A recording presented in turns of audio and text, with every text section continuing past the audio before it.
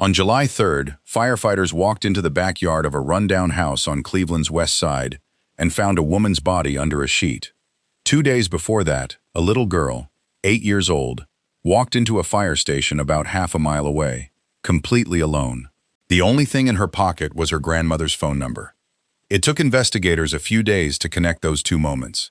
And honestly, more than a week later, nobody can tell you exactly what happened in between. This is the story of Amber Graham. Amber was 37, from Spring Hill, Tennessee, a suburb just south of Nashville. She worked at a grocery store in Franklin, and from what her coworkers said, she was reliable. Never missed a shift, not once. She had a daughter, 8 years old. And every account I came across said some version of the same thing, that Amber's whole world was built around that kid. I want to sit on that for a second, because it matters later. This isn't a story about someone careless. It's a mom, a regular job, a kid she adored. That's it. That's the whole setup. Somewhere along the way, Amber started playing Call of Duty online. Just gaming, the way a lot of people do to unwind.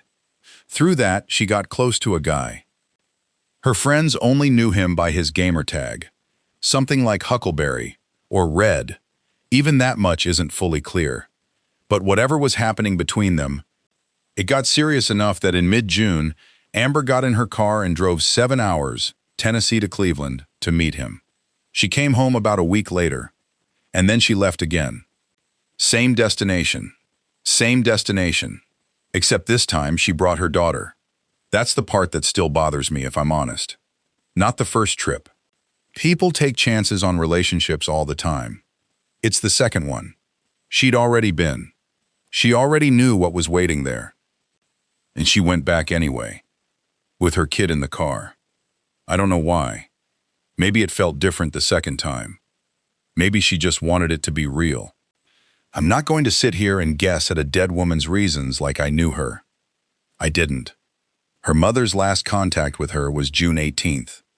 A few days after that, in one of the final calls anyone had with her, whoever was on the phone could hear a man in the background, shouting, angry. Then, nothing. No calls. No texts. Nothing. July 1st. That 8-year-old walks into a Cleveland fire station on her own. Firefighters said she seemed physically fine, just alone, in a part of town she had no business being in by herself, with her grandmother's number folded up in her pocket. They called it in. Child Protective Services stepped in. Nobody connected her to anything yet. Meanwhile, back in Tennessee, Amber's family hadn't heard a word in days. On July 2nd, they filed a missing persons report for both of them. Here's what actually gets me about this stretch of the story. It wasn't police who found her first. It was her friends. One of them, going purely off that gamer tag, the only real lead anyone had, started combing through a Cleveland Facebook group. Between him, a few others, and total strangers online, they landed on an actual street address. They handed it to police. July 3rd. A welfare check. The house was in bad shape. Garbage stacked so high by the front door that officers could barely get inside. And in the backyard, they found her. A Facebook group and a handful of scared friends got police to the right house before the professionals did. Sit with that for a second. I have label, and it still doesn't sit right. So, where does this actually stand today? Open. Still completely open.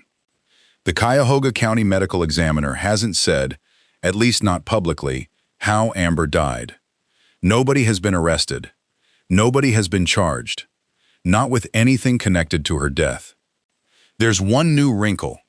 A few days ago, police went back to that same address and arrested a man there. A registered sex offender with an outstanding warrant, unrelated on paper. His name turned up somewhere in the police report tied to Amber's case. What that actually means, I can't tell you, because nobody official has said. It might matter enormously. It might not connect at all. I'd rather leave you with that honest uncertainty then hand you a theory dressed up as a fact.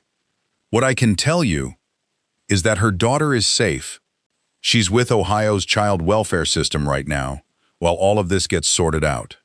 And from what's been reported, family in Tennessee are working to bring her home. Friends have also started a fund to cover funeral costs. That, at least, is something real you can do. Here's the thing that actually stays with me about this case. It's not a twist. It's how normal the beginning was. She met someone online. That's not a red flag anymore. That's just how a lot of people date now.